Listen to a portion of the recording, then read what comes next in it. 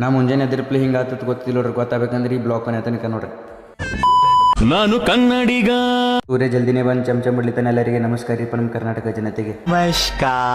ನಮ್ಮ ದೋಸ್ತ ನೋಡ್ರಿ ಮುಂಜಾನೆ ಎದ್ರಪ್ಲೆ ಫೋನ್ ಹಚ್ಚ ನಾ ಊರಿಗೆ ಬಂದಿನ ಬಾ ಅಂತೇಳಿ. ಅವ್ನ ಬಲ್ ಹೋಗಿ ಮಾತಾಡಿದಾಗ ಫೋಟೋ ತಗೊಂಬಾ ಅಂತ ನೋಡ್ರಿ. ಇಟ್ ಮುಂಜಾನೆ ಈ ಬಡತವಿಂದ ದೇಶ ಉದ್ಧಾರ ಆಯ್ತದ. ಅಡದೆ ನೋಡ್ರಿ ಫೋಟೋ ತಗೋಕ. ಇಟ್ ಮುಂಜಾನೆ ಯಾಕೆ ಫೋಟೋ ಬೇಕು ಮನ ನಾ ಇಲ್ಲಿ ಬಂದಿದ್ದೆ ಫೋಟೋ ತಗೋಕೋ ಅಂದ ನೋಡ್ರಿಪ್ಪ. ನೋಡ್ರಿ ಗಿಡದ ತೆಳಗೆ ನಿಂತ ಹೆಂಗ್ ಕೊಡ್ತಾನೆ ಪೋಸ್.